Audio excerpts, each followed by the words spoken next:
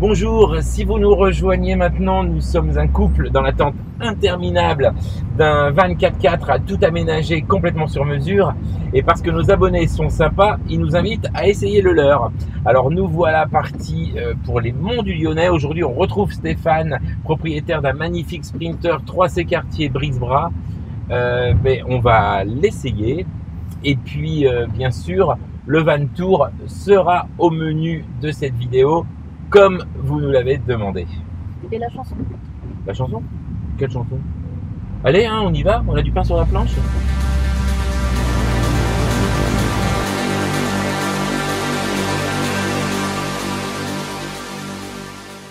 Bonjour, nous sommes Sophie et Stéphane. Nous parcourons l'Europe et bientôt le monde à bord d'un petit van aménagé à la recherche des plus beaux spots pour y poser notre matériel et mixer la musique que nous aimons. On vous emmène avec nous régulièrement pour vous faire vivre nos aventures. C'est parti!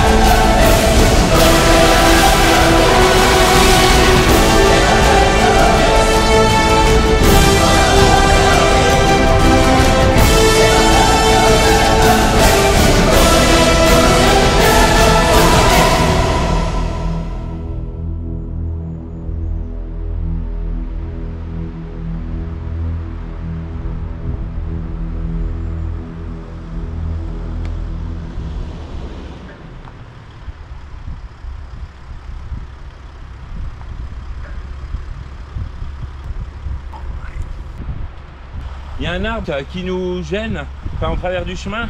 Donc ce qu'on va faire, c'est qu'on va prendre le treuil, on va accrocher une poulie à cet arbre là. Allez, c'est parti.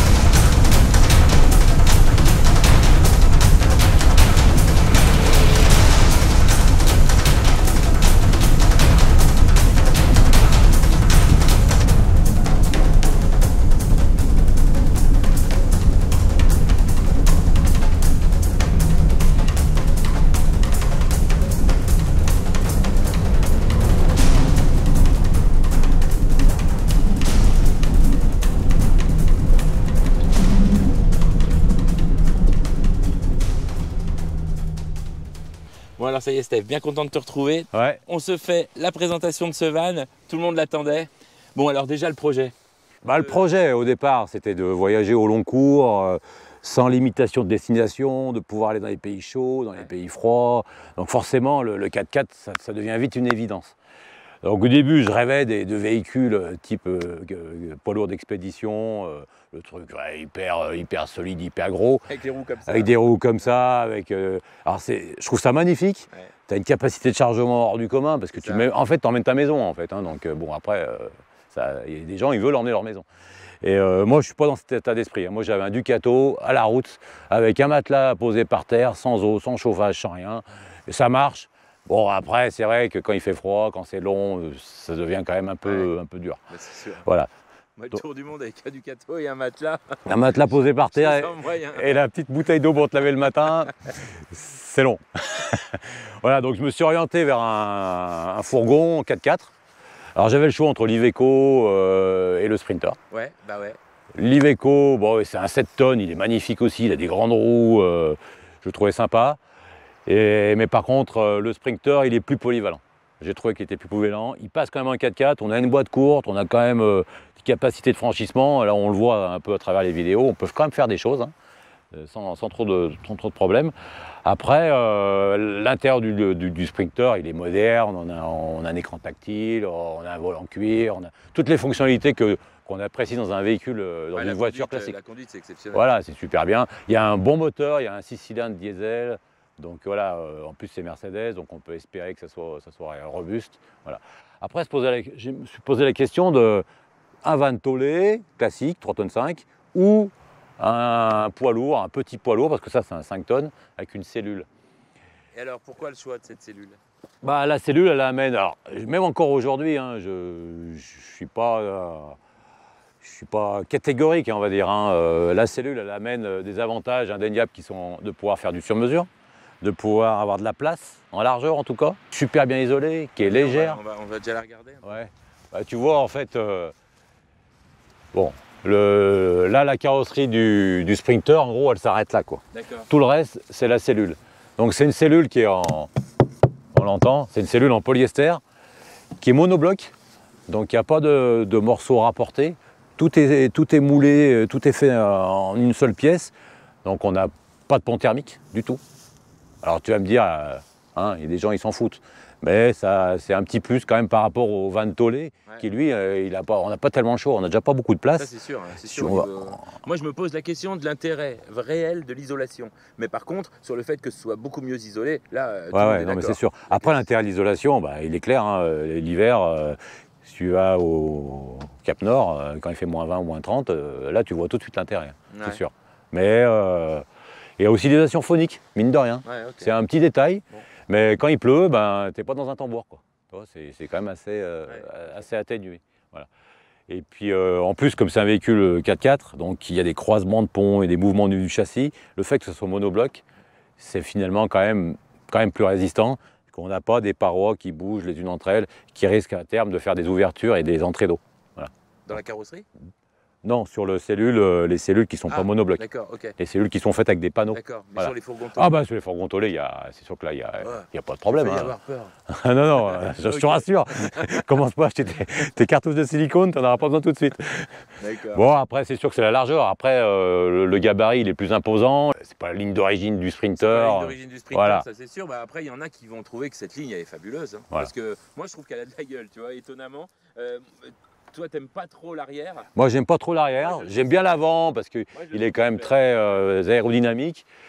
En plus, ils ont poussé le luxe de rajouter des inserts au niveau des portes pour que la portière, vous voyez là, c'est la portière en tôle. Il y a une espèce de joue qui est rapportée pour que ça soit au même niveau.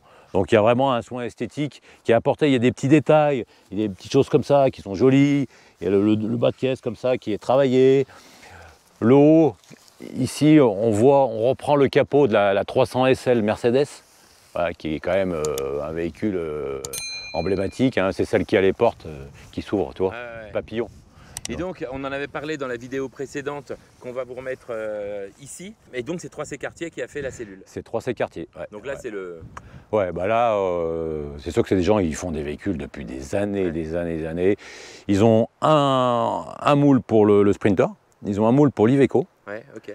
Et en fonction de la longueur que tu veux, eh ben, ils augmentent la taille du moule. Voilà. Donc tu peux avoir... Moi j'ai pris un véhicule assez court, on n'est que deux, donc je n'avais pas l'intérêt d'avoir encore plus de porte-à-faux, qui aurait été gênant. Mais on peut rallonger encore 1 mètre de plus. L'empattement, c'est le même que sur le mien? Là, j'ai pas la réponse. Ouais, je sais okay. pas. Franchement, je sais pas. Ah ben, on vérifiera. Ouais. Il me semble qu'il y a plusieurs empattements possibles. Comme c'est un poids lourd, il y a quand même pas mal de choses qui sont différentes au niveau du châssis, au niveau des suspensions, au niveau des roues. Ça a une capacité de charge de 5 tonnes. Hein. Et moi, j'y suis aux 5 tonnes. Hein. Ouais. Le véhicule à vide, sans eau, sans la moto, sans tout ça, on est à 4 tonnes 200. D'accord. Voilà. Okay. Donc, on a quand même 800 kg de chargement possible. Et bon, tu me connais, j'ai mis un pare-choc, j'ai mis un treuil, j'ai mis des choses... On en parle? Ça s'achète ça? Non, ça tu ne le trouveras pas. Tu ne trouveras pas dans le commerce. En gros, c'est un pare-choc dont je me suis inspiré sur des modèles américains, des modèles australiens. Mais les modèles australiens et américains sont encore plus gros. Ouais, puis ils viennent devant. Ils viennent devant, ils reviennent sur les côtés, c'est ultra massif. Bon, donc j'ai essayé de trouver un compromis. J'ai gardé le pare-choc en plastique d'origine. J'ai fait une découpe à un endroit qui s'y prêtait assez bien. Voilà, on voit, j'ai suivi un arrondi. Ouais. Et après, l'idée, c'était d'avoir un pare-choc dans lequel je voulais mettre un treuil, je voulais mettre une barre LED, je voulais avoir des crochets de remorquage qui soient repris sur le châssis. Parce que, attention, hein, c'est pas de la déco, hein, il faut que ça tienne. Hein. Voilà. Et puis nous qui le côtoyons depuis quelques semaines maintenant, on sait que c'est pas de la déco, hein, on a compris. Et une fois que j'ai mis tout ça sur une page blanche, et je me suis dit, il n'y a plus qu'une solution, il faut le fabriquer. Voilà. Et mon fils qui a un atelier de métallerie, donc j'ai accès à tous les équipements. Et j'ai fait un gabarit en carton avec le treuil dedans. Et puis derrière, j'ai commencé à souder les tôles entre elles. J'ai fait un Pulse 3D. Hein, bon, j'ai aussi fabriqué les pièces du Pulse. Et après, tout est soudé et j'en ai profité. Tu l'as fait dans l'atelier de ton fils? Je l'ai fait à l'atelier de mon fils. Ouais. Ok, allez, on va dans l'atelier de ton fils et puis on va voir comment ça se passe. Allez, ça marche.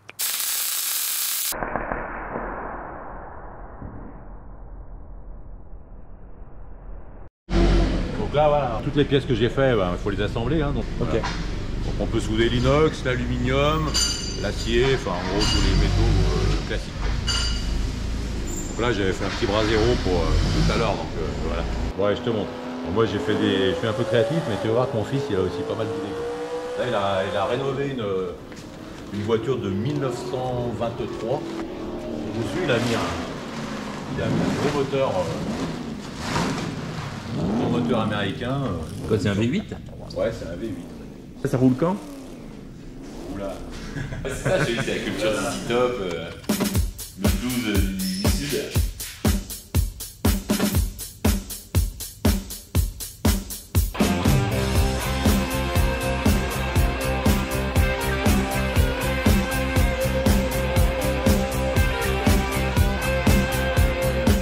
Combien de chevaux le V8? À peu près 300 chevaux, je dirais. Okay. Tu me dis 300 chevaux avec ça? Non, la voiture elle va faire à peu près 1 tonne 100, je pense.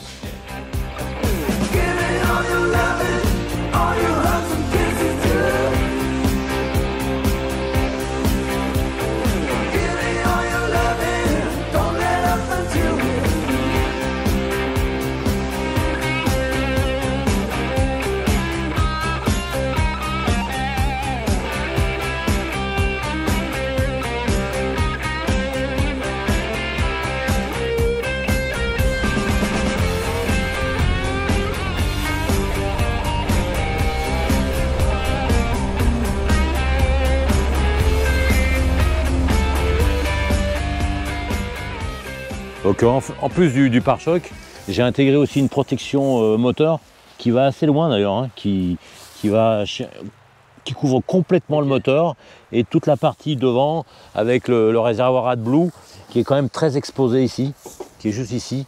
Donc bon, c'est ok, quand donc même... ça joue le rôle des skis de protection. Voilà. C'est en quelle matière ça?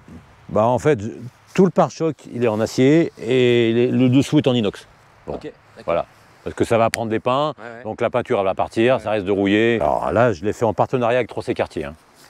On a voulu améliorer l'esthétique du véhicule pour qu'il ait un côté plus baroudeur, et aussi c'est un côté quand même pratique, parce que bon, le feu, c'est un feu LED, il coûte cher. Il coûte très cher. Ouais, je sais. Donc une branche pourrait le casser. Donc on a réalisé ces grilles qui sont en inox, soudées et rapportées sur la carrosserie. Donc ça c'est un modèle spécifique à Trocé Cartier, que j'ai réalisé dans mon atelier parce que je voulais le faire moi-même. Parce que je l'ai vu sur d'autres vannes Trocé Cartier. Ouais. Bon, les pneus, les roues, c'est le problème, enfin pour moi, esthétique du Sprinter, et là encore plus du fait de la cellule qui est grosse, c'est qu'elles sont petites. Elles sont petites, et les jantes d'origine, c'est pas possible. Hein. Et là, t'as pas tenté d'en mettre des plus grandes?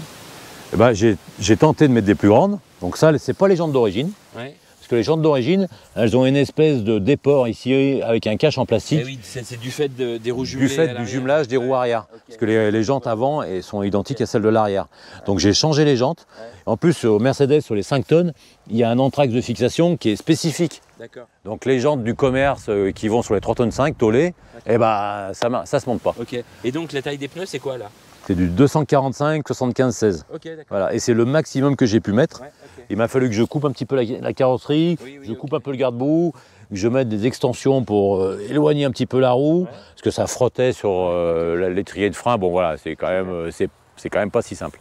L'arrière, du coup, j'avais des roues jumelées que j'ai supprimées. J'ai supprimé pour des raisons comme le poids, le risque de crevaison, parce que quand même 6 pneus au lieu de 4, donc a priori tu as plus de chances statistiquement d'avoir des problèmes.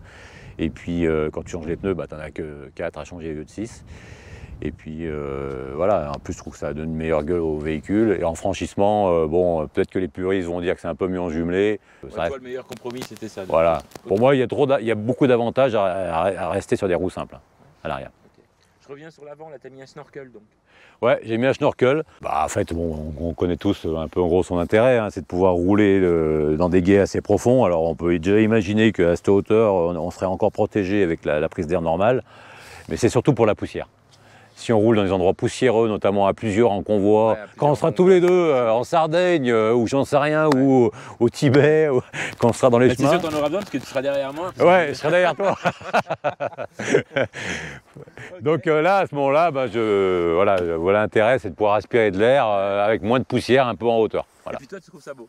Et moi, je trouve ça super joli. Moi, j'ai les doutes, mais je suis pas sûr que dans un an, je vais pas trouver ça beau, tu vois. Donc pour l'instant, je le mets pas. Mais je sais pas. Puis on verra un peu après la configuration globale du van et peut-être que je me dirai, c'est sûr que c'est pas une très belle pièce, mais je trouve que ça va avec le reste. Ouais, complètement. Ça fait le véhicule d'expédition. Ouais. Au niveau des réservoirs d'eau, donc j'ai 150 litres d'eau. L'intérêt des cellules en polyester, c'est qu'on peut intégrer les réservoirs d'eau dans la cellule. Donc ils sont rapportés, mais ils sont monoblocs. Donc la cellule a déjà donc il y a 150 litres d'eau et il y a les réservoirs d'eau grise pour la douche. Ok, et tu remplis ça comment? Ah bah c'est tout simple, hein. Là tu enlèves le bouchon, puis j'ai un adaptateur où je branche un tuyau d'arrosage. Classique. D'accord, il n'y a pas de pompe ou quoi? Ah non, il n'y a pas de pompe. Et si tu veux, si je veux remplir, par exemple, à partir du j'ai des bidons souples que je peux plier qui ne prennent pas de place et qu'ils font chacun 10 litres et je verse avec un entonnoir. D'accord, bon, il faut aller 15 fois quand même. Ok, d'accord. C'est en cas de dépannage, hein, c'est sûr. Hein, voilà. En cas de dépannage, tu me parles de tour du monde et tu me parles de... Non, mais trouver de l'eau, on en trouve de partout quand même. Enfin, ouais, de l'eau, oui, mais avec tuyau d'arrosage qui sort d'un robinet, je sais pas. C'est un truc, je m'en rends pas du tout compte parce qu'on n'a jamais été confrontés, nous. Par rapport à mon Ducato de départ, je me suis payé un chauffage. Voilà, chauffage. Alors, il a l'intérêt d'être au diesel. Donc, en fait, je fais le plein sur le réservoir principal du véhicule et je me chauffe avec. D'accord, alors là, j'ai une question. Snorkel pour pouvoir passer des guets jusque-là. Ouais. Pas de problème? T'en fous? Ça gère le fait non, l'eau va passer. Ah, il faut pas? Il faut pas, ok, d'accord. Donc on reste là. De toute façon, dans tous les cas, il faut rester là, parce qu'après, ça va... Le snorkel, en fait, là, il sert pour la poussière. Ouais, alors on peut imaginer que devant, des fois, quand tu roules dans l'eau, tu as une vague un peu, toi. Vrai, voilà, tu as une vague qui va passer sur le capot et après, ça redescend. Ouais, ok, d'accord. Donc, ça peut préserver un peu ça. Mais c'est vraiment pour la poussière, à mon avis. Hein. Ouais, ok. Ah, on a une douche. Alors une douche qu'on peut prendre bien sûr à l'intérieur, mais aussi on peut la prendre à l'extérieur. Alors pour la prendre à l'extérieur, on a une petite douchette. Alors l'intérêt de la douchette, C'est d'une part de pouvoir rincer le matériel, parce que je fais du kitesurf. Ouais, ok. Donc quand j'ai les combinaisons, tout ça qui sont sales, et ben voilà, après je peux rincer, Ouais. je peux même prendre ma douche quand il fait beau. Ouais. Et l'intérêt que je voulais aussi, c'est que je voulais pouvoir me servir de la douche pour stocker du matériel. Ouais, Tu vois, je fais du parapente, donc j'ai Ouais. un gros sac, Ouais. plus des accessoires et autres, et je peux les mettre là. Et là, je peux c'est leur mettre- accessible de l'extérieur. Et c'est accessible Eh de ouais, l'extérieur. c'est génial. Ouais. Donc j'ai une soute douche. Voilà, en gros, c'est ça. J'ai pas vu souvent. Parce que ça Mais existe. même le fait de pouvoir prendre la douche à l'intérieur, mais ouvert sur l'extérieur, Eh ouais, je exactement. trouve super. En plus, Moi, je c'est trouve super. dommage d'être en voyage et de prendre une douche à l'intérieur. L'intérêt de faire du camping et tout, c'est qu'on aime bien la nature, on aime bien être dehors, c'est vachement sympa. Et là, bah, c'est Ouais. les deux Tu avantages. vois, tu peux enlever, t'enlèves le caillebotis comme ça, si tu veux pas te serrer les Carrément, pieds, ouais, tu peux tu le mets carrément. comme ça, et puis ouais. hop, tu prends ta douche, quoi. Super. Voilà, là, t'es carrément bien, quoi. Bah, Le meilleur des deux mondes. Et puis, tu peux errer, voilà. Bon, après, ça nécessite de faire des grandes portes, comme ça. Et en fait, cette porte, comment elle a été fabriquée, c'est que le véhicule était fait monobloc, Ouais, puis après, ils ont découpé un morceau, ouais. et ils ont constitué la porte. Alors, comme la porte est assez grande, il y a 2 verrous, et c'est des verrous électriques. Hein. Ok. Donc, il n'y a pas de poignée, il n'y a rien, et on appuie sur un bouton, ça s'ouvre. Ça, D'accord. c'est pas mal, Ok. c'est pas mal, c'est pas mal. Et il y a des renforts en carbone dedans. Enfin là, on est chez les 3C Quartier. C'est des mecs qui savent bien travailler la fibre de verre, le carbone et autres. Ok. Ce dont on a le plus parlé en commentaire de la dernière vidéo, bon, c'est ce porte-moto, porte-Sophie, on ne sait plus comment l'appeler. Alors, d'où ça sort? De Bah, en ton fait, imagination? Au départ, quand j'ai décidé de faire un véhicule sur mesure, je me suis posé comme contrainte de mettre une moto dessus. Alors pourquoi une moto? Déjà parce que je suis passionné de moto tout-terrain. Voilà, toi, on le voit, hein, je fais des courses et machin, donc j'adore ça. Donc, mais c'est un autre intérêt. Déjà quand tu es en panne, ou pire, tu as quand même un deuxième véhicule pour te sortir de la galère. Hein. Indéniablement. Tu es au fin fond de la Patagonie, tu seras peut-être bien content d'avoir une moto. Au Ouais, moins ou pour même aller pour aller chercher. rechercher de l'essence ou quoi. Et aussi, en fait, un véhicule aussi gros, il y a des endroits où tu ne peux pas vraiment accéder. Tu veux visiter une ville, tu ne vas pas aller en centre-ville avec Ok, ça. ouais. Donc tu gares le camion et puis après tu y vas en moto. Alors c'est une moto d'enduro, mais Ouais. on peut y mettre des pneus de route. Hein, voilà. Ah, mais je te vois bien descendre la 5e avenue, garée. En roue arrière, avec Isabelle derrière. Ok, super. Voilà. Alors, donc après, comment faire un porte-moto? Alors il existe des choses du commerce, mais bon, ce qui existait, ça ne me plaisait pas vraiment. C'est des gros systèmes sur hydraulique qui sont montés sur des camions généralement, Ouais, sur des gros ouais, camions, ouais, des poids ouais. lourds. Et en fait, comme je voulais un treuil à l'avant et aussi un à l'arrière, je me suis dit, finalement, là, tu as ta solution, quoi. Treuil à l'arrière, il tire une corde, il suffit de mettre des poulies et des guides et on a un porte-moto. Mais alors, ça, c'est la attends, théorie. on en parle de ce treuil à l'arrière? En fait, sous le véhicule, il y a un emplacement qui est idéal pour faire ça. Il y a un longeron en travers Ouais, et derrière sur lequel on peut se fixer. d'accord. Tu vois. Mais alors, moi aussi, j'ai tout intérêt à mettre ça. Et je pense que sur le 3 tonnes 5, il n'y est pas. Ah, ok, Parce que sur le 5 tonnes, tu as 2 grands longerons et tu as des traverses comme ça ok. pour les raccorder D'accord. entre elles. Ok. Alors que sur le truc tolé, Le quoi? le truc, excuse-moi. la camionnette Attention, Daniel. qui va toller, c'est monobloc, donc je pense qu'il n'y a pas tout ça en fait. Faudrait aller voir, mais c'est. Bon, après, c'est possible de le mettre. Ouais, Là, en plus, il est bien vraiment protégé. C'est ce que j'ai vu, ouais. On le voit même pas de l'extérieur. ouais, Voilà. ouais, ok. Après, le défi, c'était de. Là, c'est une coque en polyester. Donc, autant dire qu'on ne peut pas se fixer dessus. Hein, et on ne peut pas y faire un trou parce que c'est du plastique. Hein, donc, on ne va pas fixer une moto de 150 kg dessus. Donc, j'ai fait un système de barre anti-encastrement en métal qui sert donc pour les barres, pour les crochets, voilà. Et puis qui me sert pour faire un système de poulies qui. Mais alors, ma vidéo, bon sang, mais c'est bien sûr. Vous vous souvenez de cette vidéo? On imagine que ça, c'est le van. Devant, il va y avoir un bumper que j'ai commandé avec un treuil. Je fais passer le câble du treuil ici, ici, et là, j'accroche au chariot. Je lève le chariot et il n'y a plus qu'à le pousser. Ou j'imaginais qu'avec le treuil avant un système de poulie, on fasse passer un câble juste à l'arrière du camion, qui fasse monter le chariot et qu'après on ait plus à monter. Tout le monde s'était moqué de moi. Moi-même, je m'étais moqué de moi. Ah, mais en attends, fait, l'idée n'était pas si Ça bête. existe. Il y a des mecs qui mettent un treuil devant, Ouais. avec une poulie devant, et ils la ressortent sous le véhicule, par l'arrière. Eh ben exactement. Voilà. Ok. Pour décharger les 20 derniers centimètres, j'ai prévu une rampe qui permet de monter et de descendre la moto. Ah, tu veux dire, parce que ça touche pas le sol? Ça va pas descendre au sol, forcément, ça va s'arrêter un petit peu avant. Ok. Et du coup, cette rampe, elle a plusieurs utilités. Bien sûr pour la moto. Ouais. Elle va servir aussi, on verra après, pour pouvoir faire un système de table. Et puis je m'en sers aussi pour monter, parce que j'ai un chien qui monte avec la rampe. Okay, je lui mets la rampe, et comme ça, il peut monter. Voilà. Génial. Et après, je mets sur le marchepied, voilà. Ouais, ok. Ouais, donc ça, chaque chose sert à 2 ou 3 trucs différents dans ce van.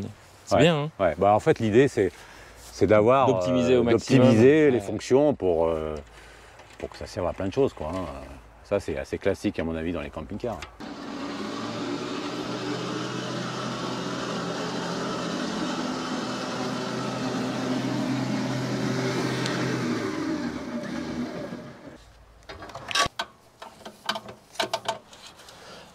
Allez. En fait, j'ai fait des petits supports, comme ça, tac. Ouais. Avec des... Voilà. Je te vois venir. Exactement. Et là, tu te retrouves avec une petite table. Quand tu veux bricoler, là, tu es à hauteur. Tu peux mettre un bidon, enfin, tu imagines tout plein de choses. Et puis, des fois, quand tu veux manger, bah, tu te le mets à la hauteur. Quand on est nombreux, qu'on n'a pas assez de chaises, bah voilà, on mange comme ça. Voilà. On met la table ici. Ça, va avoir une jolie vue. Pas mal. Quand même, hein. Bon, t'oublies pas, Théo, hein, tu sautes pas là. Ouais, bon, ça va. C'est chouette, hein. Il est pas bien le Stéphane là. Voilà. Après, il y a le hamac. Donc, porte-moto, on peut faire un petit siège, on peut manger dessus, on peut bricoler. Et ça fait porte-Sophie aussi. Ça fait porte-Sophie, ça fait... Ok. Non, c'est... Alors ça, je me suis un peu inspiré d'un système qui existe aux États-Unis, d'un hamac télescopique qui se met sur le pare-choc avant. Ok. En fait, oui, là, je l'ai vu celui-là. on le voit un petit peu, Ouais. mais c'est assez confidentiel. Parce que le problème d'un hamac, en fait, il faut au moins 2 arbres, ou alors un point d'appui sur le véhicule. Et en fait, du coup, on s'en sert jamais. Parce qu'on n'a jamais la bonne configuration, pas face au soleil, un truc. Donc à la fin, on a un hamac dans le véhicule, mais on le sort une fois par an. Ouais, puis les arbres, ils te font parfois de l'ombre alors que tu veux être au soleil. Voilà. Ou... Voilà. J'ai pas besoin d'arbres, j'ai besoin de rien. Bah, j'ai fait un système tout bête, hein, avec des supports, voilà, hein, tac, qui permettent... Tac. Bon, ils sont peut-être tout bêtes les supports, mais il faut quand même qu'ils supportent le poids de... Ok. Donc bah, voilà, cette roue de secours, elle est quand même relativement lourde, hein, elle fait... elle doit faire autour des 40 kg, ou peut-être un petit peu moins. Quand il faut aller la chercher sur le toit, parce qu'il faut bien imaginer que le support de roue de secours que j'avais d'origine ne marche plus avec cette roue. D'accord. Ouais, la roue étant plus grosse, il faudrait que je le modifie, ce qui serait possible. Ouais, okay. Mais dans mon cas, en plus, j'ai la corde qui passe du treuil. Donc là, c'était plus possible. Donc il fallait se trouver un système pour pouvoir la mettre là. Alors, je peux en mettre une ici, puis je peux en mettre une deuxième. Parce que si je veux monter sur le toit, je me sers du porte-moto.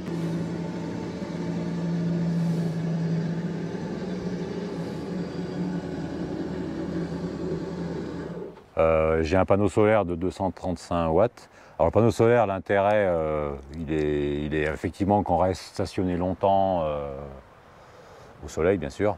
Et tu as 400 ampères lithium. J'ai 400 ampères de batterie lithium. Ouais, donc gros matos. Ouais, il y a quand même pas mal. Mastervolt. Mastervolt. Ouais. Avec un convertisseur de 3000 watts, tu m'as dit. Ouais, il y a un convertisseur de 3000 watts, et je peux charger avec des chargeurs jusqu'à 100 ampères. D'accord, voilà. Bah, super.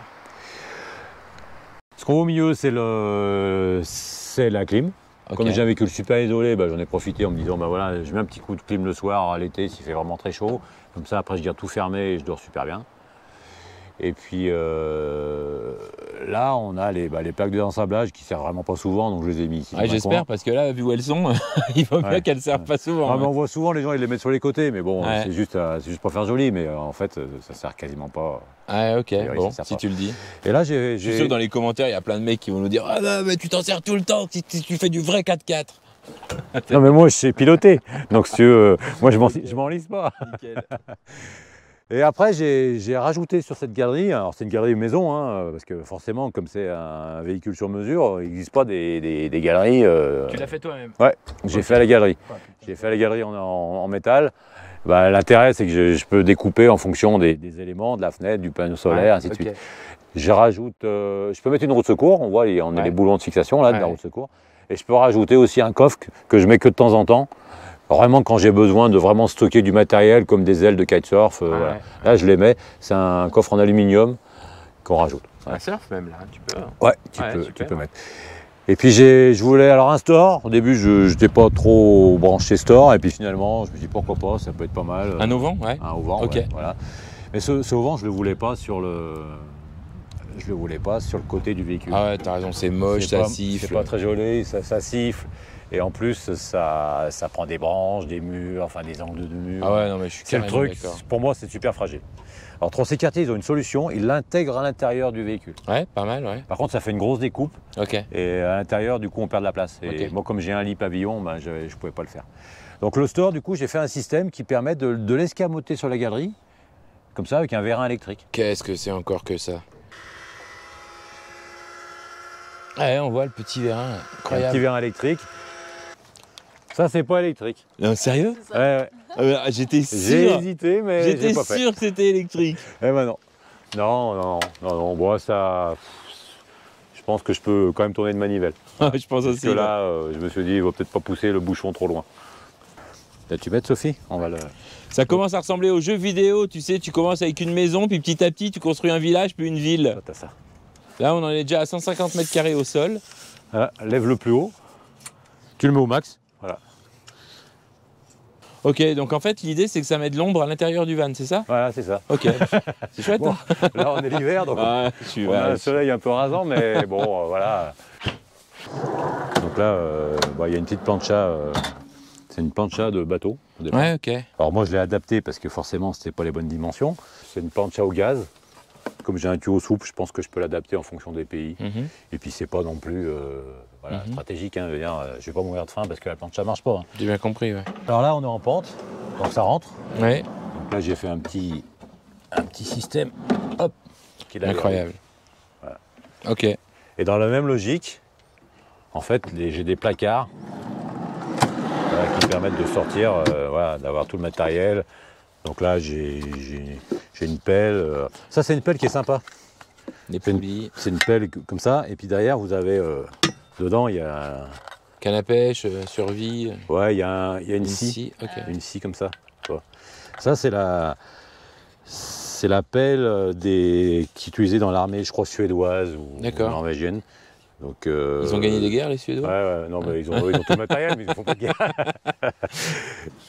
Tomahawk. Ok, mais super, mais c'est bien garni là. Hein. Les poulies, de mouflage, ou du reste. Ok, les sangles. J'ai une petite machette aussi. Ça, c'est pour se défendre. C'est une machette japonaise. Ah ouais, ça se voit, ouais. Ça me rappelle Tintin au Tibet, dis donc. Attention. Tu sais, il courait derrière les autres là, pour trouver la voie. C'est super robuste, c'est hyper aiguisé. Et tu coupes du bois avec ça aussi? Ouais. Ok. Ouais. Donc, Ça, c'est super hein, de pouvoir sortir de l'extérieur, de ne pas devoir rentrer encore. L'été, tu peux manger dehors. Ouais, T'as la plancha, elle est au gaz. Ouais, puis même l'accès aux accessoires. L'accès aux accessoires, ça c'est bien. Il y a une prise de 120 volts. Ici. Ah ouais, super. Est-ce que tu as fait un rajout de lame? Non, pour les j'ai suspensions pas arrière. rajouté des lames. Effectivement, les lames, elles sont, comme le véhicule est relativement chargé, elles sont quand même bien contraintes. Ouais. Donc j'ai rajouté une suspension à coussin pneumatique. Tu vois, Ok. elle calme le balourd du véhicule, quoi. Ok. Et ça, c'est réglable. Donc forcément, il faut un compresseur. Ça, c'est sûr, hein, puisque c'est pneumatique, donc il faut les gonfler, dégonfler. Et puis un autre intérêt, c'est que des fois, sur un terrain légèrement en pente, on peut remettre l'assiette du véhicule à plat. Ok. On ne peut pas énormément récupérer, mais 5 cm, c'est faisable, quoi. Est-ce que sur l'autoroute, par exemple, aussi, ça te permet de baisser un peu la garde au sol pour... Non, moi je le laisse. Non, tu laisses, ouais. Je laisse. Ok. Parce que mon idée, c'est vraiment que les lames, elles soient pas trop contraintes Ouais, et d'accord. qu'on ait une suspension qui soit quand même pas trop sollicitée, quoi. Bravo. Et donc le compresseur, on en parle? Ouais. Et ben en fait, sur le Sprinter, il y a un endroit qui est super facile pour loger un compresseur. Ouais. Alors c'est un compresseur de marque ARB, c'est une marque australienne qui est assez réputée, et il est extra plat. Donc, Ok. il se met vraiment à un endroit qui est super, c'est ici. Donc sous le siège, dans cet emplacement, en fait c'est vide là. Moi j'ai ajouté un bouton qui permet de le mettre en route, et puis là j'ai le... Voilà. Je peux aller gonfler mes pneus Ok, avec ma super. soufflette. Voilà. D'accord. Bon, pour ce qui est de l'autonomie, là, t'es pas mal, hein? J'ai rajouté quand même un Un réservoir auxiliaire. D'essence De gasoil, Ouais, ouais, enfin, de de 80 litres. 80 litres en plus Ouais. des 93 litres Exactement, d'origine. ça fait en gros à peu près 1000 km d'autonomie, Ouais. parce que ça consomme autour des 16 à 20 litres, quoi, en fonction Ok. des conditions d'utilisation. Ouais. Voilà. Ça Et tu consomme. as une pompe de remplissage entre C'est les ça, deux? ouais. Ok. Effectivement. Et tu fais un remplissage ou faut que tu remplisses les deux si tu passes à la pompe? Bah, en fait, ce que j'ai comme contrainte, c'est que les réservoirs, ils sont pas du même côté. D'accord, ok. Donc, il faut que je fasse un coup, après je Ok. retourne et hop, et je fais l'autre côté. Ok, Donc, celui-là, en fait, je le laisse plein. d'accord. Comme ça, je sais que j'ai une réserve. Ouais. Et puis, de temps en temps, je Tu fais tape comme un- si tu. je tape un Ok, peu dedans. d'accord, ouais, histoire Histoire que le d'utiliser. gasoil, il reste pas des années c'est ça. dans le... Super. On passe à l'intérieur? Bon, ben, nous voilà à l'intérieur. Est-ce que tu peux nous parler de l'aménagement? Qui l'a fait? Comment il a été conçu? Bah, en fait, l'intérieur, j'ai fait comme l'extérieur. J'ai défini mon besoin, comme souvent. Il y avait des choses... alors, moi, je partais d'un Ducato où il n'y avait rien. Donc, si tu veux, c'était relativement simple de faire mieux. J'ai fait des plans, voilà. Après, j'ai rencontré Brice Bras, l'agenceur sur Roanne, avec lequel on a échangé. Il m'a fait des critiques sur mon plan, et ainsi de suite. Et en fait, ce que je voulais, c'était une grande soute pour ranger mon matériel de kitesurf, de parapente et autres. Ah, ok. Donc ça, c'était... Voilà. Et après, je l'ai laissé me guider, en fait, par rapport à son expérience, quoi. Hein. Forcément, c'est des gens, ça fait à mon avis, au moins 20 ans qu'ils font des véhicules. Donc voilà, et ils ont vraiment de l'expérience, quoi. L'aménagement, je voulais que ça soit... que la cellule soit fermée du côté poste de conduite. Toujours pour les mêmes problèmes d'isolation, hein, parce qu'à l'avant du véhicule, il y a des vitres, il y a des entrées d'air, voilà, donc je trouvais que ça, c'était quand même dommage d'avoir un véhicule super isolé et d'avoir une cellule ouverte sur l'extérieur. En plus, pour dormir, moi j'aime bien que ça soit assez noir, Ah, ok. donc ça obligeait à mettre des rideaux partout. Donc j'ai fait ce compromis. Il y a un autre intérêt, c'est qu'on peut fermer, donc avec une clé, il y a une serrure qui permet de fermer la partie cellule. Ça, c'est utilisé dans les transferts des véhicules. Quand tu mets sur un bateau, toi, tu donnes les clés que du véhicule, Oui, comme ça, mais ça pas de la permet cellule. Moi, je voulais pouvoir bouger. C'est pas très grand, hein. On a dit, voilà, je voulais un véhicule qui soit pas trop grand non plus. Je voulais pas le camping-car énorme où je pouvais pas bouger avec. Donc, on a fait le choix de dire, on veut un lit qui soit escamotable. Le lit, c'est un lit pavillon. Donc, c'est un lit 2 places. Donc, sur lequel, toi, je peux passer. Hein, donc, c'est juste, mais ça marche. Après, pour le descendre, c'est tout simple. Hein. On a un bouton avec un moteur électrique qui permet de le descendre. Super.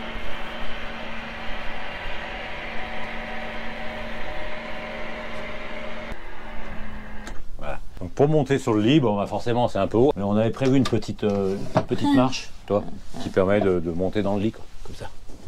Hop, Ouais, voilà. super. Donc c'est un lit 2 places. On a les 2 fenêtres de chaque côté. Donc ça c'est super. Parce que voilà, on peut voir dehors. Quand on a chaud, on peut ouvrir. On a, ça c'est classique, hein, la moustiquaire. Les rideaux occultants qui sont hyper bien. Parce que vraiment, on voit absolument rien. On a l'impression qu'on est dans le noir complet. Et puis j'ai fait le choix d'avoir des fenêtres en verre. C'est un surcoût, certes. Mais au moins, c'est des fenêtres qui risquent pas de se rayer trop facilement. Puis j'aime bien le look extérieur. Parce qu'elles sont très carrées et elles ne débordent pas du véhicule. Je voulais pas le truc. Donc après, ici, vous imaginez l'emplacement pour manger. Alors l'intérêt, c'est que d'avoir une table qui puisse s'escamoter et se ranger ensuite sous le canapé. C'est qu'on a de la place. On peut s'allonger les jambes, on peut passer. Et alors le principe de la table, c'est une table que j'ai fait parce que je trouvais que les modèles qui existaient dans le commerce, ils étaient un peu fragiles. J'ai fait un système avec un pied assez solide dans lequel, ça existe déjà, mais pas de manière aussi solide, quoi. Voilà. Après, j'ai acheté une table. C'est une table en tech qui va également sur les bateaux. Tu vois. Donc elle est résistante pour aller à l'extérieur. Et puis on la met tout simplement dessus. Tac, puis voilà. Et après, on peut l'ouvrir, on peut la tourner, on peut faire comme on veut, on peut la ranger dans un coin, comme ça, la tac, ainsi de suite, avec toutes les positions possibles. Moi, j'aime bien mettre comme ça. Tu vois, par exemple, quand je gêne personne, je peux mettre comme ça, c'est super. Et en plus, sur le gâteau, c'est super solide. Là, j'ai prévu, alors au départ, c'était prévu une soute, tu vois. J'avais donc une soute avec des rangements basiques.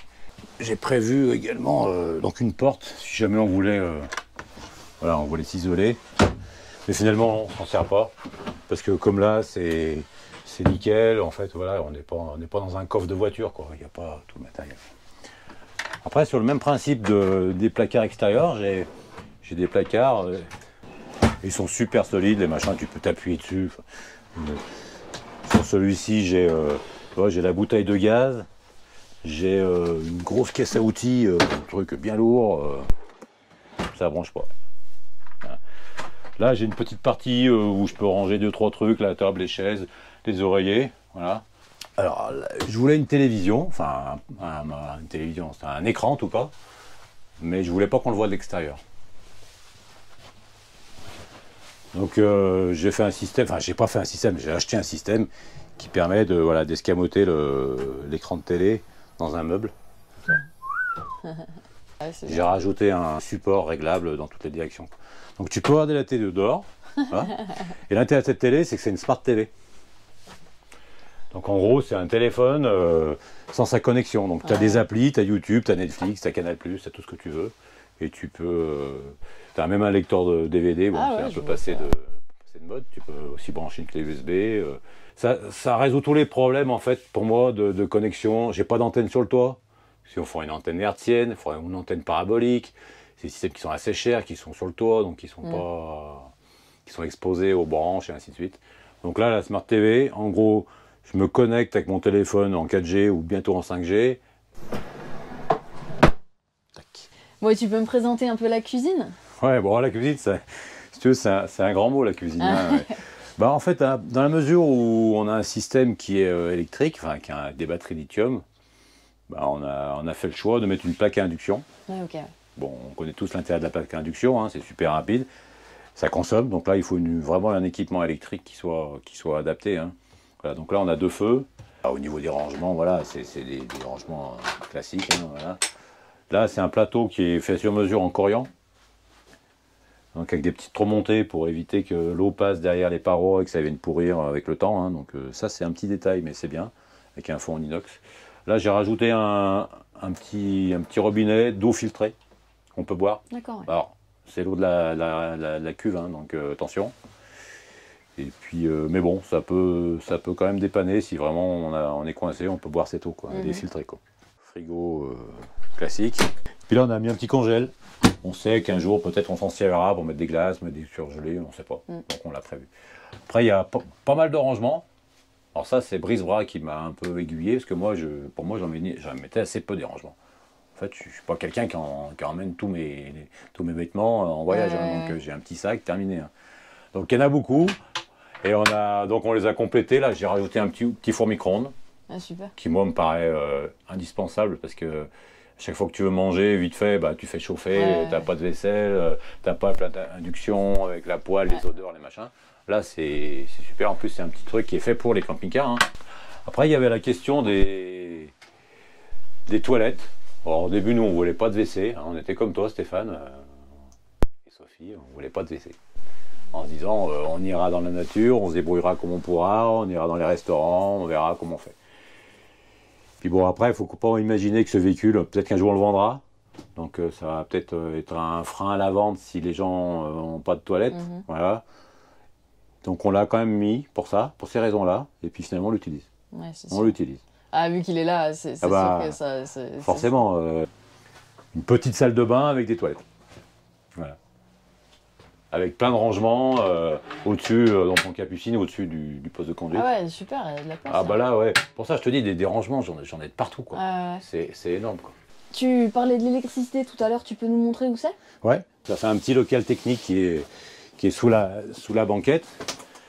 Alors il est constitué, on va le voir, de 2 batteries lithium de marque Mastervolt. Alors pourquoi j'ai choisi cette marque?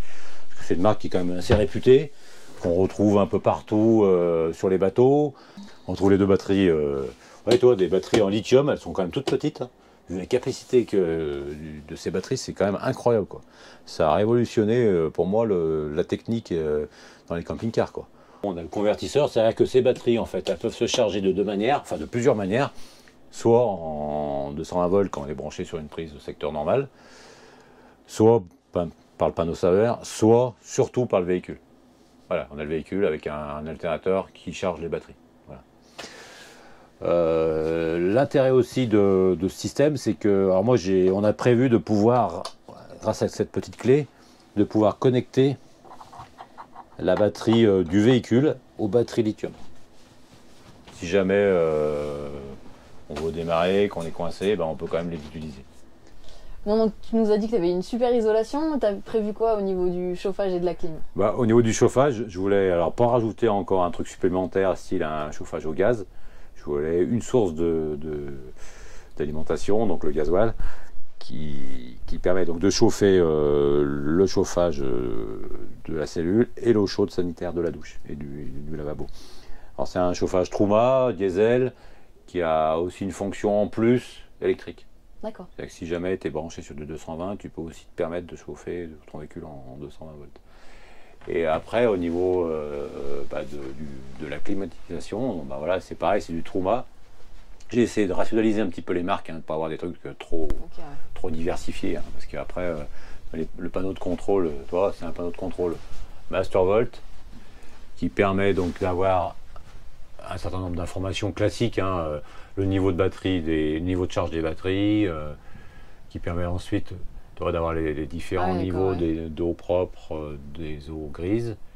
Et là, tu as un petit menu, ici, tac. Et puis la climatisation, donc tu peux la contrôler avec la télécommande ou avec le panneau de contrôle Truma. En fait, ici, tu as le système qui gère le chauffage, le chauffage et la climatisation. Et ça, c'est accessoire. Si tu veux l'avoir dans le lit, par exemple, voilà, tu peux le couper à distance. Voilà, tu sais tout. Super, c'est super tout ça.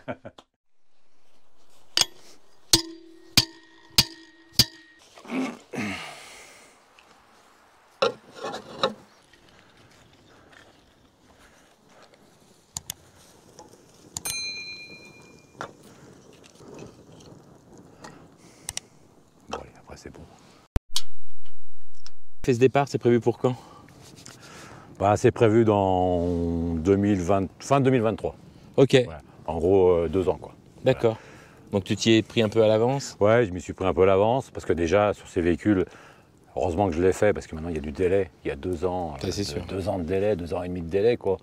Avec le Covid, tout ça, ça a tout chamboulé. Et puis moi, je voulais quand même avoir rouler avec, le rôder, faire des week-ends, faire des petits séjours, partir un peu en vacances, améliorer des petits points. Et heureusement que je l'ai fait parce que j'ai trouvé forcément des petits trucs qui n'allaient pas, quoi, que j'ai amélioré. Alors moi, j'aimerais bien aller en Afrique parce que pour moi, c'est vraiment là c'est la terre d'aventure, quoi. Ah, ok, c'est sûr. Un véhicule, c'est c'est le plus adapté à l'Afrique. Mais je sais pas. Peut-être l'Asie centrale. Mais je vais pas rester en Europe. Ok. Je veux tout de suite partir. Bon, alors là, on va avoir en commentaire de ceux qui nous connaissent pas. Ah, mais l'Afrique, l'Euro 6 et tout. Donc, on s'en fout. Bah écoute, on se croisera peut-être. Hein. Bah, c'est même sûr d'ailleurs, on va se croiser. En Afrique, je sais pas, mais. Bah, au Maroc au moins. Ouais, c'est sûr. Ouais, non, mais c'est vrai qu'on voulait, roder le van en faisant un aller-retour jusqu'au Sénégal, par les pistes, tu vois. Y en a qui m'ont dit, non, mais ça s'improvise pas, vous êtes fous. Comment ça s'improvise pas? Le mec, il me dit, je dis, regarde les marioles. Oui, mais les marioles, c'est des super pros, ils ont fait le tour de l'Afrique. Bah oui, mais avant de faire quand je savais au Maroc, c'était pas des super pros. Exactement. Et donc, on a vu qu'on va partir en été, on va commencer déjà à bien s'amuser en Espagne. On a pas mal de vidéos à faire là-bas, puis voilà. Ouais. Moi, je connais bien le Maroc, je suis allé des dizaines de fois. Ouais, c'est chouette, en il y a plein de choses à moto, faire. en VTT, j'ai traversé l'Atlas en VTT. Il y a les roadbooks et tout. Ah, nous, on a fait deux raids en quad. Dans tout l'Atlas et puis jusqu'aux dunes de Merzouga, chez Gaga, etc. Les dunes de Merzouga, je les ai fait en VTT un jour de pluie, donc le sable était dur. On est monté au haut de la grande dune, et on descendait, mais à 77 km/h, on s'est chronométré en bas de la dune. Un truc incroyable, parce qu'il pleut jamais là-bas, si tu veux. Okay, et là, ce jour-là, il pleuvait, donc le sable était dur et il était praticable en VTT. Dingue. Ouais. Bon, un de ces jours sur les dunes de chez Gaga. Bon, super cette journée, je pense qu'on a fait de belles images. Ce sera super intéressant quand on aura notre van de confronter les prises de décision, notre manière de voir les choses, de voyager, parce qu'on n'est pas du tout d'accord. Hein. Moi, je trouve super son Sprinter, mais c'est pas celui avec lequel nous on se prépare à voyager. Et lui, quand on lui parle d'une autre, il dit non, c'est bien pour 15 jours l'été. Donc, comme on veut faire un tour du monde, il va falloir Donc je pense que ce sera sympa. Et au fait, je sais pas si t'as vu, mais dans les commentaires, il y en a quelques-uns qui commencent à nous dire qu'il faudrait peut-être qu'on désintoxique un peu, parce qu'apparemment, on commence à montrer tous les signes d'accoutumance à la van life et aux sprinters en particulier. Je sais pas, t'en penses quoi, toi? De nous désintoxiquer? Ouais. Non, non, non.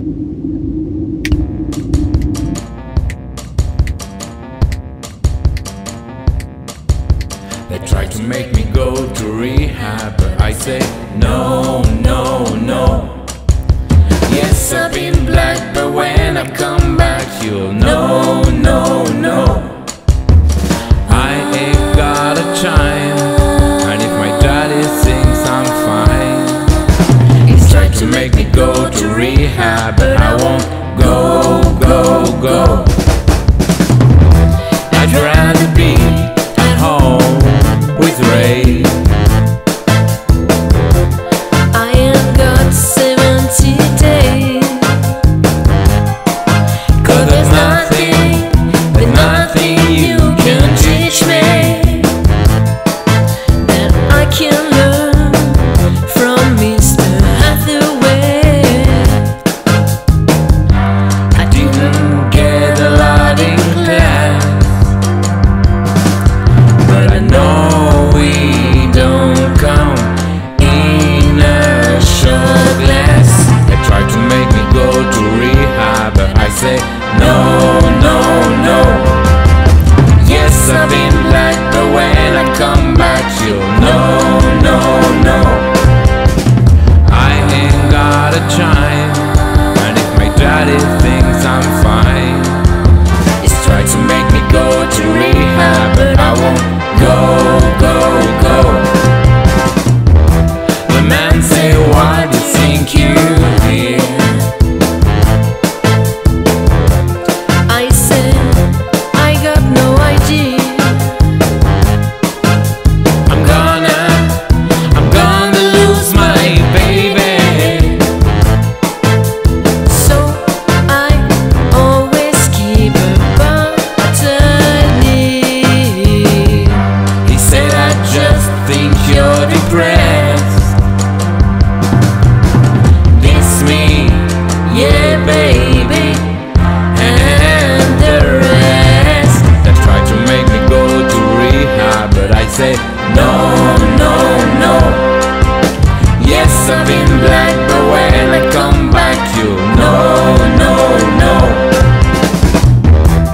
I don't ever wanna drink again. I just need friends. I'm not gonna spend 10 weeks. Have everyone think I'm on the mend. And it's not just my pride, it's just still this tears I've dried. They try to make me go to rehab, but I say no, no, no. Yes, I've been